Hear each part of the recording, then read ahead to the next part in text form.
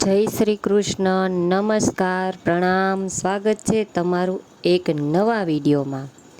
મિત્રો, કોઈકે કહ્યું છે કે શા માટે કરે છે લોકો સ્વર્ગની ખ્વાહિશ? આ લોકોને ઘરમાં બેસેલી મમતાની મૂર્તિમાં નજર નથી આવી રહી? મિત્રો, આજની કહાની સમજવા લાયક કહાની બનવાની છે, એટલે તમને વિનંતી છે કે આ કહાની અંત સુધી ધ્યાનથી સાંભળજો। અને જો કહાની પસંદ આવે તો વિડીયોને લાઈક અને શેર કરીને અમારો ઉત્સાહ વધારજો। અને આ ચેનલમાં નવા હોય તો ચેનલને સબસ્ક્રાઈબ જરૂરથી કરજો। તો ચાલો દર્શક મિત્રો, શરૂ કરીએ આજની કહાની।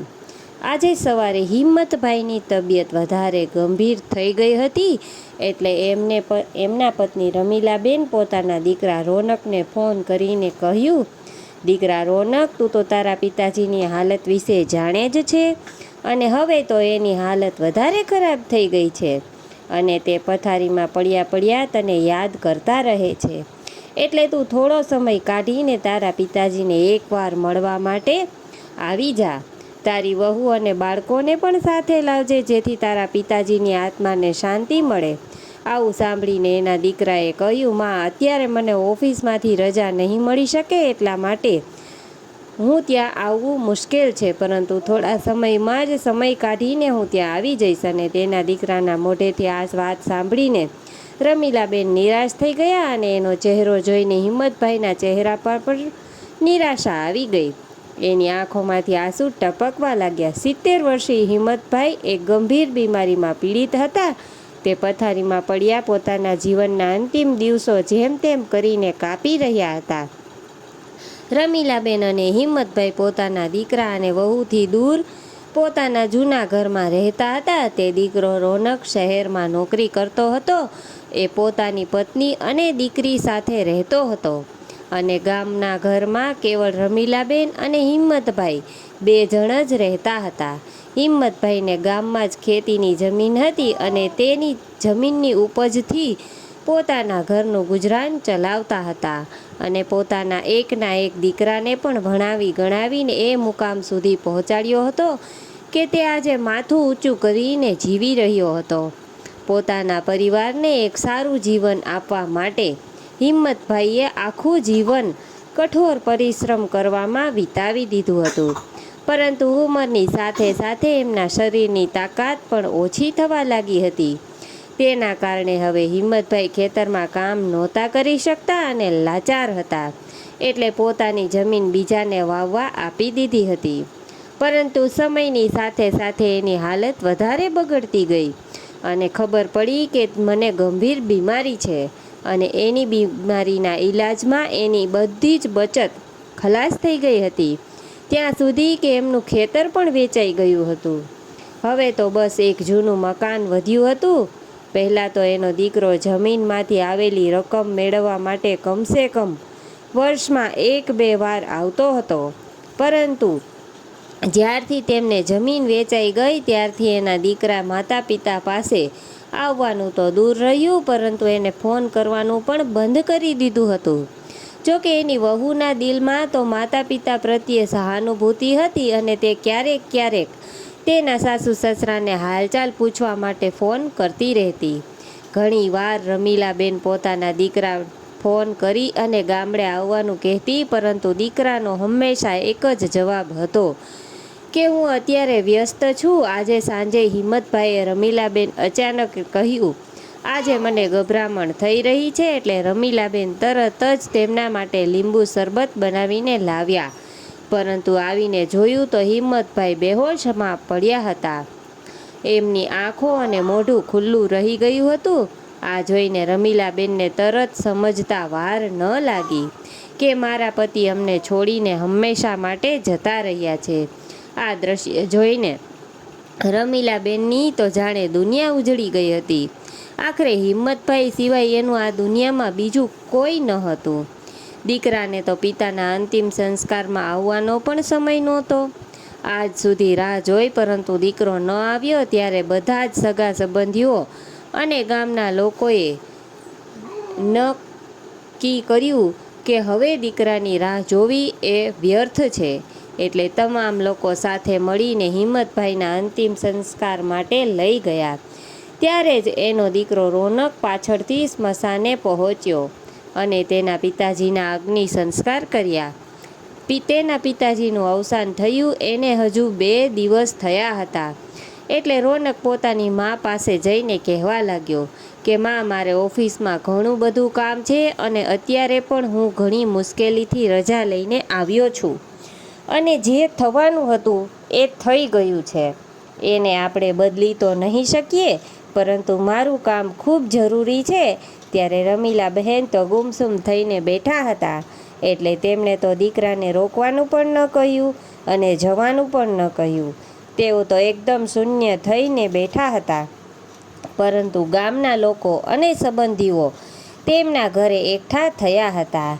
એટલે આ લોકોને રોનકની આવી વાતો સાંભળીને હેરાની થવા લાગી અને ગામના લોકોના કહેવાથી દીકરાને ત્યાં જ રોકાવું પડ્યું. પિતાજીનું 12મું કર્યા બાદ દીકરો જ્યારે ગામડેથી શહેર જવા માટે નીકળી રહ્યો હતો, ત્યારે ગામના સરપંચે એને રોકીને કહ્યું કે બેટા, તારી વૃદ્ધ માનો કેવળ તું એક જ સહારો છે અને તારા સિવાય હવે આ દુનિયામાં કોઈ નથી રહ્યું. અને તું પણ તારી માને આવી હાલતમાં એકલી છોડીને જતો રહીશ તો એને કોણ સંભાળશે? એટલે તું તારી માને પણ તારી સાથે લઈ જા. એ તમારી સાથે રહેશે તો કમસે કમ એનો સમય તો પસાર થશે અને અહીં ઘરમાં એકલા તે કેવી રીતે રહી શકશે? ત્યારે ગામના સરપંચની વાત રમીલાબેનની વહુને પણ સારી લાગી. પરંતુ વહુ પોતાના પતિના સ્વભાવને સારી રીતે જાણતી હતી, જેના કારણે તે કંઈ બોલી શકી ન હતી. અને સરપંચની વાત સાંભળીને રોનક કહેવા લાગ્યો કે મારી મા, મારા આ ગામનું વાતાવરણ સારું રહેશે અને આમ પણ શહેરમાં ઘર એટલું મોટું નથી કે હું મારી માતાને પણ મારી સાથે રાખી શકું. ત્યારે સરપંચે કહ્યું, બેટા, કદાચ તું એ નથી જાણતો કે તારી માએ એના જીવનમાંથી શું ખોયું છે. તારા પિતાજી આ ઉંમરમાં પણ તારી માનું ખૂબ ધ્યાન રાખતા હતા અને હવે જ્યારે આ ઉંમરમાં એને તારા સહારાની સૌથી વધારે જરૂર છે, ત્યારે તું તારી માને સાથે નથી લઈ જવા માગતો. ઠીક છે, કદાચ તને તારી મા સાથે રાખવામાં તકલીફ હોય તો એ ગ્રામ પંચાયત એનું ધ્યાન રાખશે, પરંતુ ત્યારબાદ તને તારા પિતાના મકાનમાંથી કોઈ હિસ્સો નહીં મળે.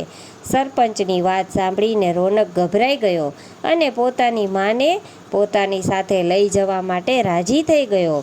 રમીલા બહેને ખૂબ મોટી માનસિક પીડામાંથી ગુજરી રહ્યા હતા. એટલા માટે એની વહુ એને સાથે રાખવા માગતી હતી, પરંતુ એના દીકરાને આ વાતથી કોઈ મતલબ નહોતો. એ તો ફક્ત સરપંચ દ્વારા પ્રેશર કરવાના કારણે એની પોતાની મા સાથે લઈ જવા તૈયાર થયો હતો.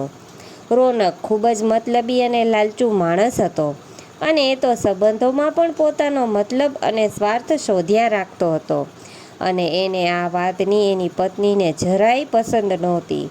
હવે રોનક જેમ તેમ કરીને પોતાની માને શહેરમાં ઘરે લઈ ગયો, પરંતુ થોડા દિવસો વીત્યા બાદ પોતાના મા અને તેના દીકરાની આંખોમાં કાંટાની જેમ ખટકવા લાગી હતી. પરંતુ એની પત્ની એ વિધવા સ્ત્રીના દુઃખને જાણતી હતી, સમજતી હતી, કેમ કે તે ખુદ પણ એક સ્ત્રી હતી અને એને ખબર હતી કે એક સ્ત્રીનો સહારો એનો સુહાગ ગુજરી જાય ત્યારબાદ તેની કેવી દશા હોય છે. પરંતુ સાથે સાથે એ એના પતિને પણ જાણતી હતી કે મારો પતિ કેટલો લાલચુ વ્યક્તિ છે અને પૈસા માટે એ કોઈ હદ સુધી જઈ શકે છે. એટલે તેની વહુ તેની સાસુના પ્રેમ માટે મજબૂર હતી. રમીલાબેન તેના દીકરાના ઘરે આવ્યા તેને 1 મહિનો થઈ ગયો હતો અને હવે જ્યારે રોનકે આ મહિનાના ખર્ચાનો હિસાબ લગાવ્યો એટલે એના હોશ ઉડી ગયા અને લાઇટ બિલ જોઈને તે ગુસ્સો કરતો હતો. એની પત્ની પાસે આવ્યો અને કહેવા લાગ્યો, જો તું આખો દિવસ ઘરમાં શું કરે છે? ઘરમાં એસી લગાવ્યું છે તો શું આખો દિવસ એસી શરૂ કરીને બેસી હવા ખાતી રહે છે? જો તો ખરી કેટલું લાઇટ બિલ આવ્યું છે અને ઘરના રાશનનો પણ કેટલો બધો ખર્ચો થવા લાગ્યો છે. આ મહિને પૂરા 1500 રૂપિયા ખર્ચ વધી ગયો છે. ત્યારે જ એની પત્ની બોલી કે તમે આટલું જોર જોરથી શા માટે બોલી રહ્યા છો? અને માજી ગામમાંથી આવ્યા છે તો અને 1500 રૂપિયાનો ખર્ચો વધ્યો તો શું થઈ ગયું? આટલી બધી કંજૂસી કરવી એ સારી વાત ન કહેવાય. અને આમાંથી 1000 રૂપિયા તો ગામડે આવવા જવામાં ખર્ચો થયો હતો. અને તો કાન ખોલીને સાંભળી લ્યો કે આ તમારી માં છે અને તે હવે આપણી સાથે જ રહેશે. એટલે આપણે એનો જરૂરિયાતનું ધ્યાન રાખવું જોઈએ. અને તમે તો ઘરનો થોડો ખર્ચો વધી ગયો ત્યાં તો ચિલ્લાવા લાગ્યા. ત્યારે રમીલાબેન આ બધી વાતો સાંભળી રહ્યા હતા અને એની માનસિક સ્થિતિ તો પહેલેથી જ ડામાડોળ થયેલી હતી. અને ઉપરથી એના દીકરાની આવી વાતો એના સ્વાસ્થ્ય પર પણ ખરાબ અસર કરતી હતી. હવે વધતા જતા ખર્ચાને બાબતે વહુ સાથે ઝઘડો કરવાનું તેના દીકરાનું રોજનું કામ બની ગયું હતું. જેનું પરિણામ એ આવ્યું કે રમીલાબેનની તબિયત રોજ રોજ બગડતી જઈ રહી હતી. આમ તો વહુ પોતાની સાસુનું પૂરું ધ્યાન રાખતી હતી, પરંતુ દીકરાને ફક્ત ને ફક્ત પોતાના પૈસાની પડી હતી. અને તેની વહુએ પોતાની સાસુમાની બગડતી તબિયતને જોઈને એક દિવસ રોનકને કહ્યું કે માને ડૉક્ટર પાસે લઈ જાવ. એટલે રોનકે પહેલાં તો ના પાડી દીધી, પરંતુ તેની પત્નીએ ભારપૂર્વક કહ્યું ત્યારે રોનક તેની માને ડૉક્ટર પાસે લઈ ગયો અને દવા લઈને ઘરે આવ્યા. એટલે દવાઓ ડાઇનિંગ ટેબલ પર ફેંકી અને ગુસ્સાથી ચિલ્લાવા લાગ્યો અને એની પત્નીને કહ્યું કે બસ હવે બહુ થઈ ગયું છે. હું આનાથી વધારે માને આપણી સાથે નહીં રાખી શકું. માને સંભાળવી હવે મારા માટે મુશ્કેલ થઈ ગઈ છે. એટલા માટે હું એને ગામડે મૂકવા જઈ રહ્યો છું. આટલું કહેવાની વાર હતી કે એની વહુ દોડીને બહાર આવી અને કહેવા લાગી કે માને ગામડે મૂકવા જઈ રહ્યો છે એનો મતલબ શું છે? તેને ક્યાં મૂકી આવશો અને કેની પાસે મૂકીને આવશો? એટલે રોનક એની પત્ની આ બધી મને ખબર છે, હું બસ એટલું જ જાણું છું કે હવે આ બધું હું વધારે સહન નહીં કરી શકું. એમ નથી, દરેક વાતની એક હદ હોય છે. જો તને ખબર છે કે માની દવાઓ કેટલી બધી મોંઘી છે અને આટલા ખર્ચામાં તો આપણા આખા મહિનાનો ખર્ચો નીકળી જાય અને મારી મા પાછળ આવી જ રીતે ખર્ચો કરતો રહીશ તો હું તો એક દિવસ સડક પર આવી જઈશ. એનાથી તો સારું છે કે હું માને ક્યાંક મૂકી આવું. ત્યાં તેની વહુએ કહ્યું કે આ કેવી વાતો કરી રહ્યા છો તમે? એ તમારી માં છે અને તમે એને સડક પર મૂકવાની વાત કરી રહ્યા છો? તમારી અંદર આવો વિચાર પણ કેવી રીતે આવી શકે છે? પરંતુ મારી એક વાત કાન ખોલીને સાંભળી લ્યો, હું આવું બિલકુલ નહીં થવા દઉં. સમજી ગયા? ત્યારે પોતાની પત્નીનો આવો ગુસ્સાભર્યો વાત સાંભળીને રોનક હેરાન રહી ગયો, કેમ કે આ પહેલી વાર હતું કે એની પત્નીએ આટલી ગુસ્સે થઈને વાત કરી રહી હતી. પરંતુ ત્યારબાદ તરત જ વહુએ વાતને સંભાળીને પ્રેમથી પોતાના પતિને કહ્યું, જુઓ, હું જાણું છું કે આજકાલ મોંઘવારી વધી ગઈ છે, પરંતુ એનો મતલબ એ તો નથી કે આપણે આપણી જવાબદારીઓ પાછળ હટી.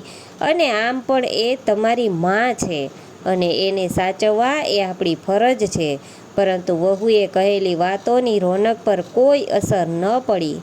એ તો હજુ પણ પોતાની માને તેના ઘરેથી દૂર કરવા માગતો હતો, પરંતુ એને કોઈ તરકીબ નહોતી સૂઝી રહી કે હું આખરે એવું શું કરું જેનાથી આ ઘરમાંથી દૂર થઈ જાય. કેમ કે રોનક એટલું તો સમજી ગયો હતો કે મારી પત્ની મોજૂદ છે ત્યાં સુધી માને ઘરમાંથી દૂર કરવી એ મારા માટે મુશ્કેલ છે. એટલે હવે રોનક સમ આપવાની રાહ જોવા લાગ્યો. થોડા સમય બાદ એકવાર રોનક પોતાની માને દવા લેવા માટે હોસ્પિટલ લઈને ગયો હતો. ત્યારે એને ત્યાં હોસ્પિટલમાં એક વ્યક્તિને જોયો જે ખૂબ જ પરેશાન હતો, કેમ કે એ વ્યક્તિની માની બંને કિડની ખરાબ થઈ ગઈ હતી, જેના કારણે એને કિડની ટ્રાન્સપ્લાન્ટ કરવા માટે એક કિડની ડોનરની જરૂરિયાત હતી. પરંતુ એને કોઈ પરફેક્ટ ડોનર નહોતું મળી રહ્યું અને એની પાસે થોડા દિવસોનો જ સમય રહ્યો હતો. એટલે રોનક એ જોઈને વિચારવા લાગ્યો કે આ વ્યક્તિ એની મા માટે લાખો રૂપિયા આપવા માટે તૈયાર છે, જેનાથી કોઈ એની માને કિડની આપવા માટે તૈયાર થઈ જાય. પણ કહેવાય છે ને કે વિનાશ કાળે વિપરીત બુદ્ધિ, અને જ્યારે આ વાતની રોનકને ખબર પડી એટલે એને શૈતાની મગજમાં એક તરકીબ આવી ગઈ અને તેણે ડૉક્ટર સાથે વાત કરી કે મારી પાસે એક ડોનર છે. અને ત્યારબાદ રોનક પોતાની મા વિશે વાત કરી, પરંતુ ડૉક્ટરે કહ્યું કે આ ઉંમરમાં તેમની કાઢવાથી તેમની તબિયત પર ખરાબ અસર પડી શકે છે. એટલા માટે ડૉક્ટરે રોનકની વાત ન માની. ત્યારે રોનકે ડૉક્ટરને કિડનીના બદલામાં મળવાવાળા પૈસામાંથી થોડો હિસ્સો ડૉક્ટરને આપવાની વાત કરી. ડૉક્ટર પણ જાણતો હતો કે પેલો વ્યક્તિ પોતાનો માનો જીવ બચાવવા માટે ડોનરને મોઢે માગ્યા પૈસા આપવા માટે તૈયાર હતો. એટલે ડૉક્ટરે પણ લાલચમાં આવીને હા પાડી દીધી. આ બાજુ રમીલાબેન પોતાની બીમારીના કારણે પહેલેથી જ બેસુધ રહેતા હતા. એટલા માટે રોનક પોતાની મા ને ડૉક્ટરની નજર હેઠળ હોસ્પિટલમાં જ છોડીને જતો રહ્યો, જેનાથી તેમની કિડની ટ્રાન્સપ્લાન્ટ કરતાં પહેલાં જે કાંઈ ટેસ્ટ કરવા માગતા હોય એ આસાનીથી કરી લે. કેમ ડૉક્ટરે પહેલાં જ કહ્યું હતું કે અમે એમને કોઈ વ્યક્તિની કિડની કાઢીને બીજા વ્યક્તિમાં ટ્રાન્સપ્લાન્ટ કરી ના શકીએ. આ કાર્ય માટે ઘણા બધા ટેસ્ટ કરવા પડે છે અને જ્યારે બધા જ રિપોર્ટ જોઈ લઈશું ત્યારે જ ખબર પડશે કે આ કિડનીને ટ્રાન્સપ્લાન્ટ થઈ શકે. એટલા માટે રજની પોતાની માને ત્યાં જ હોસ્પિટલમાં છોડીને જતો રહ્યો. જ્યારે એ ઘરે પહોંચ્યો એટલે એની પત્નીએ મા વિશે પૂછવા લાગી, પરંતુ વહુએ જોયું એનો પતિ કંઈક છુપાવી રહ્યો હતો ઘણી સમય સુધી. પરંતુ જ્યારે વહુએ ભારપૂર્વક પૂછ્યું તો રોનકે કહ્યું, જ્યારે હું દવાખાને લઈ જઈ રહ્યો હતો ત્યારે માજી અચાનક સડકની બીજી બાજુ જ રહી અને જ્યારે હું એની પાછળ ગયો તો સડક પર ગાડીઓનું ટ્રાફિક થઈ ગયું હતું. ત્યારબાદ માજી તો જાણે ક્યાં જતા રહ્યા એ મને મળ્યા જ નહીં. પરંતુ વહુ તેના પતિની વાત પર વિશ્વાસ ન આવ્યો એટલે એ કહેવા લાગી કે કમાલ છે તમારી ઉપસ્થિતિમાં મા ક્યાંક જતી રહે અને તમે અહીં આરામથી બેઠા છો. એટલે રોનકે કહ્યું, તો હું શું કરું? તને તો ખબર છે કે એ 24 કલાકથી પહેલાં કોઈ પોલીસ સ્ટેશનવાળા કાર્યવાહી નથી કરી શકતા. આવવામાં હું શું કરું? મેં તો મારી માને ઘણા શોધ્યા પરંતુ એ ન મળ્યા. રોનકની વાત સાંભળીને તેની વહુ એ સમયે તો ચૂપ થઈ ગઈ, પરંતુ આ વાત માનવા માટે તૈયાર નહોતી કે માજી ખુદ ક્યાંક જતા રહ્યા છે. એટલા માટે ખુદ પોતાની સાસુમાને શોધવા તે નીકળી ગઈ અને સાસુમાં શોધતા શોધતા રાત થઈ ગઈ, પરંતુ વહુને હજુ સુધી તેના સાસુમાનો કોઈ પત્તો ન લાગ્યો. હવે વહુ પણ કલાક વીતવાની રાહ જોવા લાગી, પરંતુ જ્યારે બીજા દિવસની સવાર થઈ એટલે વહુ એ જોઈને હેરાન હતી કે રોનક જલ્દી ઉઠીને તૈયાર થઈ ગયો અને ઘરેથી નીકળી ગયો હતો. ત્યારબાદ રોનક હોસ્પિટલે જઈને ડૉક્ટર સાથે વાતચીત કરી અને જ્યારે એને જણાવ્યું કે રમીલાબેનની કિડની આ વ્યક્તિની સાથે મેચ થઈ ગઈ છે. આ સાંભળીને રોનક તો ખૂબ જ ખુશ થઈ ગયો.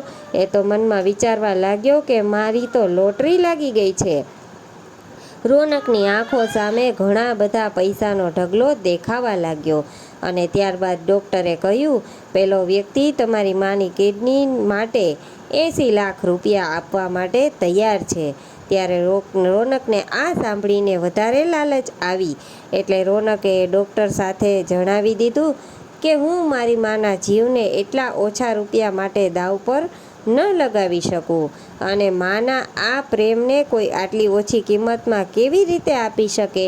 ત્યારે જ રોનકે વિચાર્યું કે આખી જિંદગી માટે પૈસા ભેગા કરવાનો આનાથી વધારે સારો મોકો ક્યારે મળશે.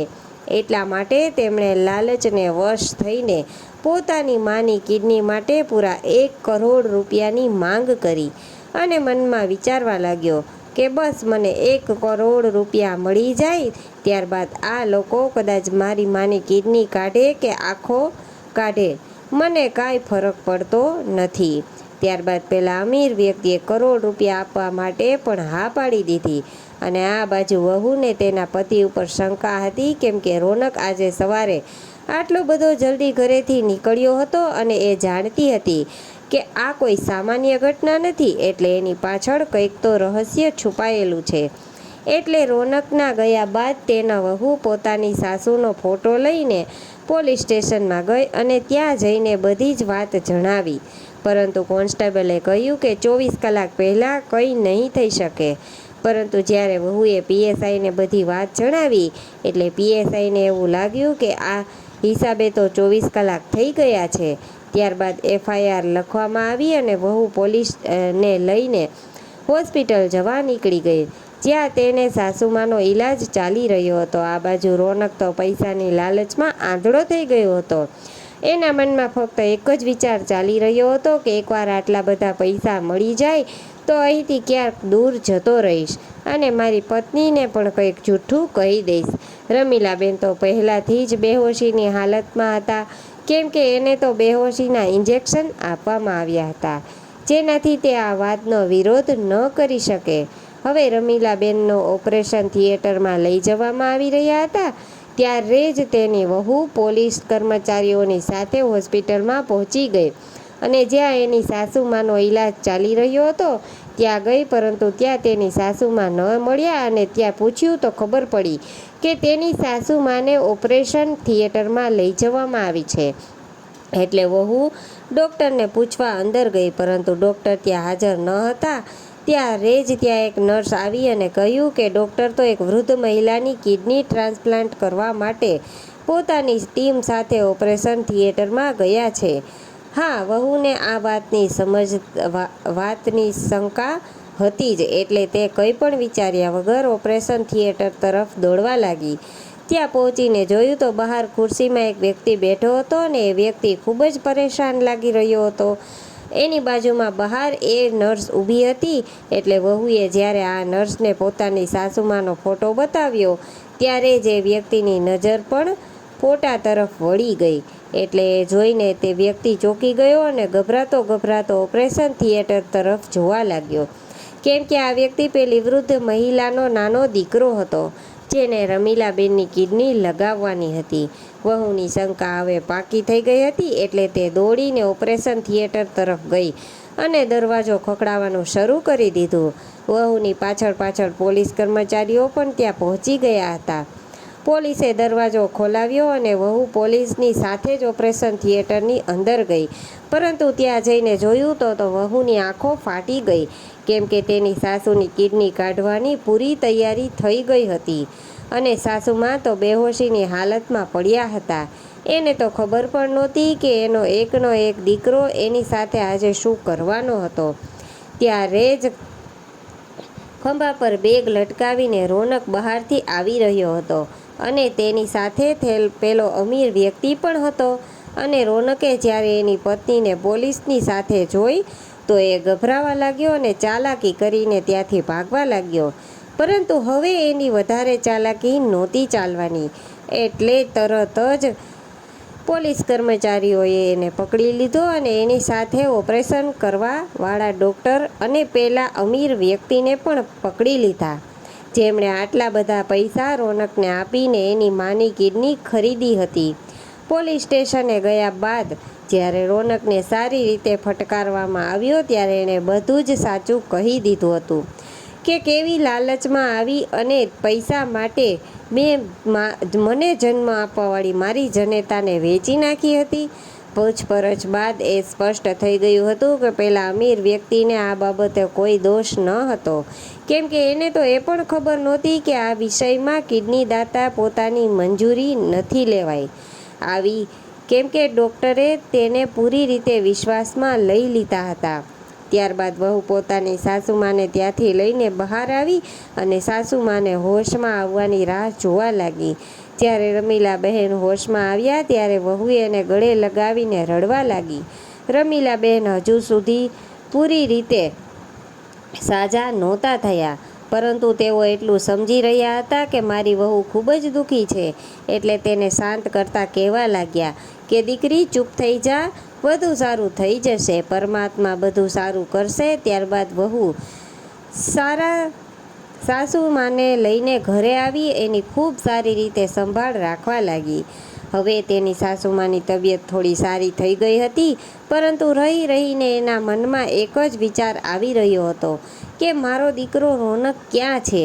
જ્યારે રમીલાબેને તેની વહુને પોતાના દીકરા વિશે પૂછ્યું ત્યારે વહુ પણ સાસુમાની સામે આ બધી વાતો છુપાવી ન શકી અને ત્યારબાદ હોસ્પિટલમાં બનેલી બધી જ ઘટના તેમાં તેની સાસુમાને જણાવી દીધી. હવે રમીલાબેન આવી વાતો સાંભળીને હેરાન રહી ગયા અને વિચારવા લાગ્યા કે શું કમી રાખી હતી અમે અમારા દીકરાની પરવરિશમાં કે મારો દીકરો આજે આવા રસ્તે ચાલી નીકળ્યો. ત્યારે જ એની વહુ સામે જોઈને એના મનમાં થોડી શાંતિ મળી હતી. આ બાજુ રોનકને 3 વર્ષની સજા મળી હતી અને ડૉક્ટરને પણ 3 વર્ષની સજા અને સસ્પેન્ડ કરવામાં આવ્યો હતો. ધીરે ધીરે સમય વીતવા લાગ્યો અને શાંત અને સુખદ માહોલ મળવાના કારણે એમની વહુને એ ધીરે ધીરે પોતાના ઘરે રહીને જ ઓનલાઈન જોબ શરૂ કરી દીધી હતી, જેનાથી ઘરનું ગુજરાન ચલાવતી હતી. કેમ કે પોતાની સાસુને આવી હાલતમાં છોડીને બહાર જવું નહોતા માગતી. હવે રમીલાબેન પણ પૂરી રીતે સ્વસ્થ થઈ ગયા હતા અને 3 વર્ષ વીત્યા બાદ જ્યારે રોનક ઘેર પાછો આવ્યો ત્યારે પહેલાં જ રોનક નહોતો રહ્યો. એની અંદર ઘણો બદલાવ આવી ગયો હતો. દીકરાના ચહેરા પર પ્રેમના ભાવ હતા અને દિલમાં પોતાની મા અને પત્ની પ્રત્યે લાગણી હતી. હવે બધા જ લોકો શાંતિથી રહેવા લાગ્યા અને તેના ઘરમાં ખૂબ શાંતિ હતી. તો મિત્રો, આજની કહાની તમને કેવી લાગી કોમેન્ટમાં જરૂર જણાવજો. પસંદ આવી હોય તો વિડીયોને લાઈક કરી તમારા મિત્રો સાથે શેર અને આવી જ કહાની સાંભળવા માંગતા હોય તો આ ચેનલને સબસ્ક્રાઈબ જરૂરથી કરજો. ફરી મળીશું નવા વિડીયો સાથે. ત્યાં સુધી જય શ્રી કૃષ્ણ. રાધે રાધે.